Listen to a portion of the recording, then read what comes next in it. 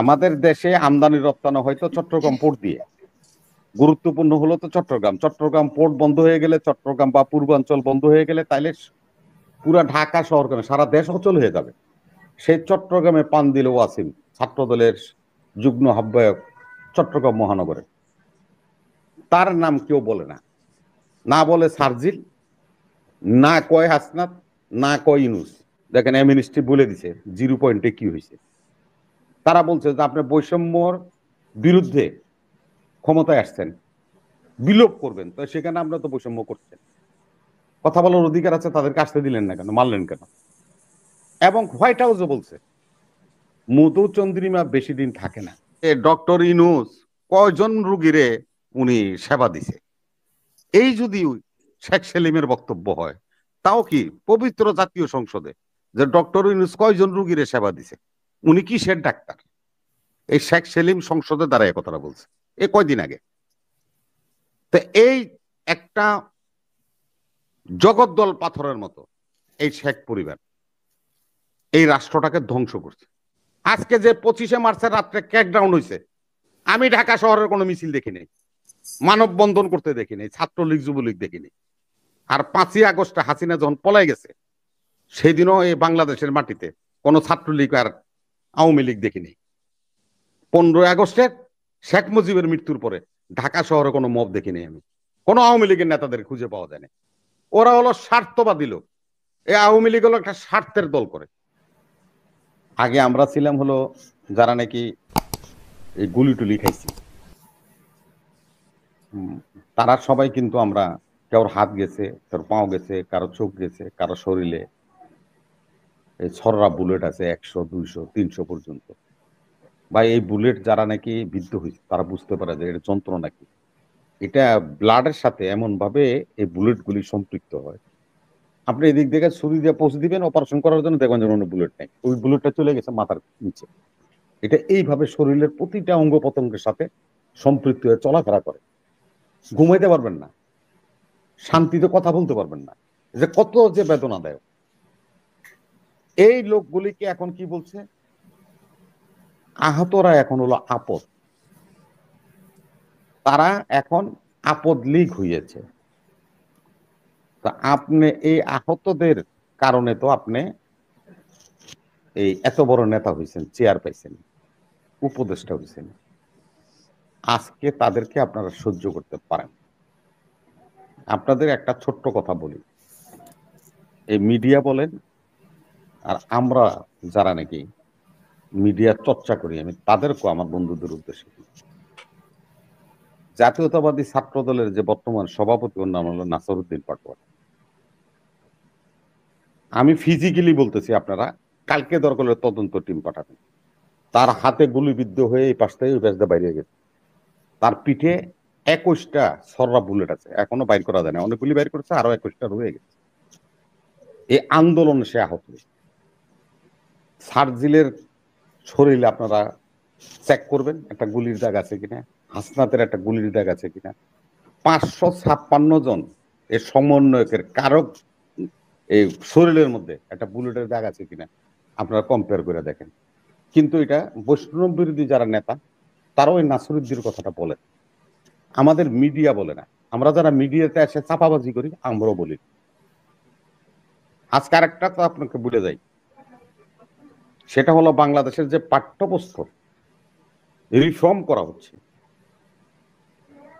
শহীদদের যে তালিকা এই পাঠ্যপুস্তক কমিটির কাছে জমা হয়েছে, সেখানে সাইদের কথা আছে, সেখানে মুগ্ধর কথা আছে, সেখানে ওয়াসিমের কথা নাই। ওয়াসিম হলো সেই লোক, সাইদের পরে দ্বিতীয় গুলিটা চট্টগ্রামে সিটি গেটের এখানে তাকে গুলিটা করা হয়েছিল। সেটা হলো এমইএস কলেজের সেক্রেটারি শৈবাল দাস, সেই গুলিটা করছিল। ফুটেজও আছে, সবকিছু আছে আমাদের কাছে। তার গুলিটা খাওয়ার পরে রংপুরে তো ভাই পোর্ট নাই, বন্দর নাই, আমদানি রপ্তানি হয় না। আমাদের দেশে আমদানি রপ্তানি হয়তো চট্টগ্রাম পোর্ট দিয়ে, গুরুত্বপূর্ণ হলো তো চট্টগ্রাম। চট্টগ্রাম পোর্ট বন্ধ হয়ে গেলে, চট্টগ্রাম বা পূর্বাঞ্চল বন্ধ হয়ে গেলে, তাইলে পুরা ঢাকা শহর কেন সারা দেশ অচল হয়ে যাবে। সেই চট্টগ্রামে পান দিল ওয়াসিম, ছাত্র দলের যুগ্ম আহ্বায়ক চট্টগ্রাম মহানগরে। তার নাম কেউ বলে না, না বলে সার্জিল, না কয় হাসনাত, না কয় ইউনুস, কেউই বলেন না। আজকে আমাদের প্রশ্ন, ওইটা কয়েকদিন আগে নীলাপাও বলে গেছে যে ওয়াসিমের নাম কেউ বলে না। এটা ওয়াসিম আর নাসিরউদ্দিন এটা তো আমি বললাম, এখন এটা কেউ বলে নাই। এই বললাম, আপনারা ফিজিক্যালি দরকার হলে টেস্ট করেন, ওই ছেলেটাকে নিয়ে যান মেডিকেলে, দেখেন তার হাতে গুলি আছে কিনা, তার পিঠে গুলি আছে কিনা। এই গুলি তো চুরি ডাকাতি করতে যায়, ওর গায়ে লাগে নাই, আন্দোলনের নেতৃত্ব দিতে গিয়ে তার গায়ে লাগছে। কিন্তু এখন বলবেন না, যারা নাকি এখন বলে যে রক্ত দিছি আমরা, তরুণরা পুরান বুড়ারা যায় চেয়ার দখল করতে।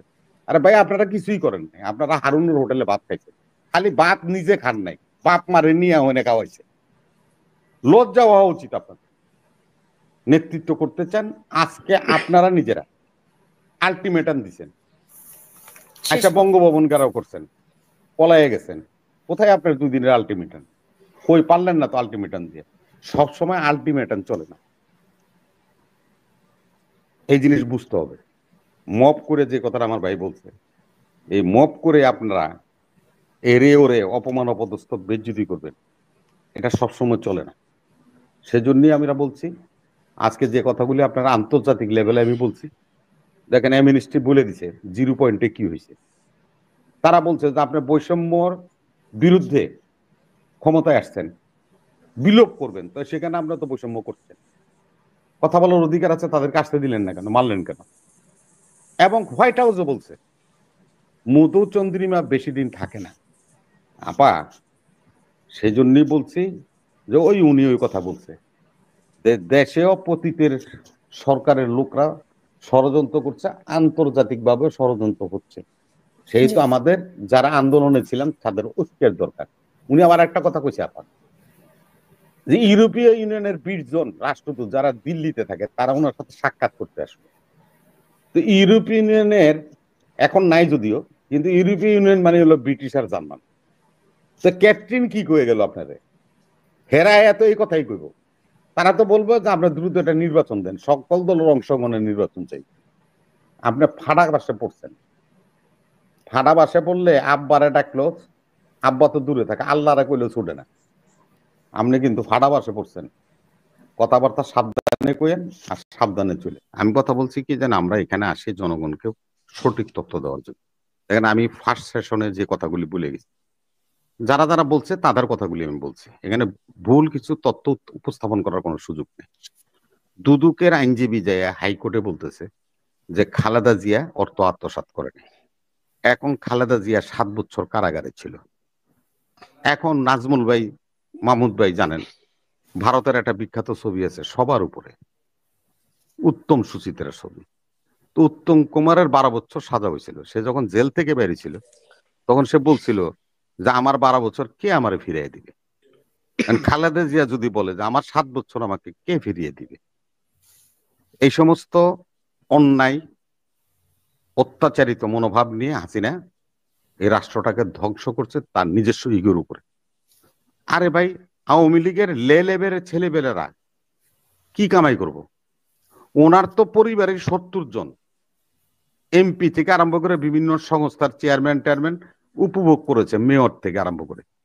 ওর পরিবারের সদস্যরা, এর পরিবারের সদস্যরা এই সংসদে দাঁড়ায় শেখ সেলিম বলছে যে ডক্টর ইউনূস কয়জন রুগীরে উনি সেবা দিছে। এই যদি শেখ সেলিমের বক্তব্য হয়, তাও কি পবিত্র জাতীয় সংসদে, যে ডক্টর ইউনূস কয়জন রুগীরে সেবা দিছে, উনি কিসের ডাক্তার? এই শেখ সেলিম সংসদে দাঁড়ায় কথাটা বলছে এই কয়দিন আগে। তো এই একটা জগদ্দল পাথরের মতো এই শেখ পরিবার এই রাষ্ট্রটাকে ধ্বংস করছে, অবশ্যই তাদের ইগুর কারণে। থাপ্পড় দিয়া বিমানে উঠাই দিছে বাংলাদেশের প্রথম প্রধানমন্ত্রী তাজউদ্দিন পোলারে, এই শেখ সেলিম। এটা এটা এটা ভুল তথ্য। এটা এটা সোহেল তাজ এটা বলে নাই। সোহেল তাজ বলছে আমাকে থাপ্পড় দিলে কেউ থাকতে পারতো না। আপনার সোহেল তাজের ইন্টারভিউ দেখেন, সোহেল তাজ নিজে 5 দিন আগে বলছে। 5 দিন। এখন আপনার ইন্টারভিউটা করি, আমি যখন কথা বলছিলাম তখন আপনি বলছেন যে ইন্টারফেয়ার করেন না। না আমি না, যখন আপনি যে কথা বলছি করছেন এই আপনি কারণে কিন্তু আমি করছেন। করলাম আপনাকে। না না, আচ্ছা আপনিও করছেন, আপনিও করছেন, আপনি করলেন ইমাম ভাই তো। আপনি লিখে রাখেন আপনি পরে কিন্তু আপনি কিন্তু সেম হয়ে গেছেন। এবং ও আচ্ছা বলছে না, আমি ও সরি 14 গোষ্ঠী বলছে, ওর 14 গোষ্ঠী বলছে। এবং ওর পরিবারের সাথে তাজউদ্দিন সাহেবের মৃত্যুবার্ষিকী পালন করে না শেখ হাসিনা। জাতীয় চার নেতার তো কোনো মূল্যই দেয় নাই। সে বলে তার বাপ স্বাধীনতা নিয়ে আসছে, তার পরিবার হলো এই দেশ স্বাধীন করছে, তারা রাজা থাকবে, তারাই সম্রাট থাকবে। আর তার বাপ তো পাকিস্তানের কারাগারে ছিল। সাহেব 25 তারিখে আর 5 তারিখে সেম দুইটা ঘটনা আমি দেখছি। 25শে মার্চে ক্র্যাকডাউন করছে পাকিস্তানিরা। নাজমুল আচ্ছা ভাই বলেন। সে না না না, আলোচনায় শুনেন, হ্যাঁ না না আমরা না না না শুনতে হবে। উনি আনছে তো আলোচনাটাই না, সেই তো আমাকে বলতে হবে। 7 মার্চের অপারেশন ভাষণটা সার্চলাইট, জি অপারেশন জি সার্চলাইট। না, ওইটার আগে 7 মার্চের যে ভাষণটাকে আমরা বলি বিখ্যাত ভাষণ, এবং 7 মার্চের যে জনসাধারণ ওই পল্টন সরোয়ার্দী উদ্যানে ছিলাম আমরা, বাংলাদেশ আরো 100 বছর পর্যন্ত আন্দোলন সংগ্রাম করলে এত বড় মোপ আনতে পারবে না। 25শে মার্চের রাত্রে যখন শেখ মুজিব পাকিস্তান চলে গেল, আমার মনে হয় পুরাতন আর কথায় না গিয়ে আমরা আলোচনায় না না থাকলাম। না না না, আপনি শুনেন, দেখেন আপনি শুনেন, পুরান কথা তো উনি বললো, তখন আপনি পাতা দেন নাই কেন? খাদ্যের জাহাজ লয়ে গেছে আমেরিকা ফিরাইয়া, এটা কি পুরান কথা না? কেন বললো সে? আমি তো বলছিলাম প্রথম থেকে আপনারা যে 100 দিনের উপর কথা বলুন, সেটা তো ব্রেক করছে উনি। আমি আপনি ওনার কিউবার কথা কাছে পাট বেচবেন না, আপনি কিউবার কাছে পাট বেচবেন, আপনারা আমেরিকা সাহায্য দিব নাকি? কিউবা হলো আমেরিকার শত্রু। আপনি তো সত্যটা বলেন না, বললেন না কেন? আজকে যে 25শে মার্চের রাত্রে ক্র্যাকডাউন হয়েছে, আমি ঢাকা শহরের কোনো মিছিল দেখিনি, মানববন্ধন করতে দেখিনি, ছাত্রলীগ যুবলীগ দেখিনি। আর 5ই আগস্টে হাসিনা যখন পলাই গেছে, সেই দিনও এই বাংলাদেশের মাটিতে কোনো ছাত্রলীগ আর আওয়ামী লীগ দেখিনি। 15ই আগস্টের শেখ মুজিবের মৃত্যুর পরে ঢাকা শহরে কোনো মব দেখিনি আমি, কোনো আওয়ামী লীগের নেতাদের খুঁজে পাওয়া যায় না। ওরা হলো স্বার্থবাদী লোক। এই আওয়ামী লীগ হলো একটা স্বার্থের দল করে, ওদের একটা সাধারণ লেভেল ছেলে প্রাডো গাড়িতে ঘুরে এই টাকা কামাই করছে, তারা লুটপাট করছে, সন্ত্রাস করছে। 250 জন 2500 ছাত্র জনতাকে হত্যা করে গুলি করার অর্ডার দিচ্ছে সে। 3 তারিখে হাসিনার নিজে লাস্ট স্পেসে বলছে সে যে ছাত্রলীগ যুবলীগ তোমরা লাঠি বুটে নিয়ে রাস্তায় নামো। উনি বাহিনীগুলি বলছে দেখা মাত্র গুলি করো। কি বলছে সে? যে এতদিন ছাত্রদের আন্দোলন ছিল, এখন আর আন্দোলন, আমি তো দাবি মেনে নিয়েছি কোটা আন্দোলনের, এখন এই আন্দোলন করতেছে BNP Jamaat. Shoot and sight সে ঘোষণা দিয়ে দিছিল তার জেনারেলদের এবং বাহিনী প্রধানদের, যার কারণে তো এত বড় দুর্ঘটনা বাংলাদেশে ঘটলো। এই ঘটার কারণে তো এটা হলো। আজকে পাকিস্তানের জাহাজ আসছে, পাকিস্তানের জাহাজ আসছে, পড়ছেন আপনারা, আমরা সাংবাদিকরা আর যারা নাকি এই যে সমস্ত টক শোতে এসে চাপাবাজি করি, আমি তাদের উদ্দেশ্যে, এটা ভাই হলো পানামার একটা জাহাজ। এরা একটা নতুন রুট খুলছে, দুবাই থেকে করাচি হইয়া সিঙ্গাপুর হইয়া বাংলাদেশ আসবে, বাংলাদেশ থেকে এটা মালয়েশিয়া হইয়া ইন্দোনেশিয়া হইয়া করাচি হইয়া দুবাই যাবে। তো করাচি বন্দরে গেলে, করাচি বন্দরে যদি আমার দেশের ব্যবসায়ীরা ওখান থেকে এলসি করে, তাহলে এই কন্টেনার আনবে, দুবাই থেকে আনবে, সিঙ্গাপুর থেকে আনবে, এটা তো বেসিক্যালি কথা। স্ক্রিনিং করবে, জাহাজে মাল থাকতে স্ক্রিনিং হয় নাকি মাল নামার পরে যখন নাকি পার্টিরা আমরা যারা মাল আনি তারা যখন কাস্টম করতে যায় তখন মাল স্ক্রিনিং হয়। যে আমি ডিক্লারেশন দিচ্ছি হলো আদা পেঁয়াজ, স্ক্রিনিং করে দেখা গেল এটার মধ্যে মদ আছে। স্ক্রিনিং তো তখন হয়, জাহাজের ভিতরে স্ক্রিনিং হয়।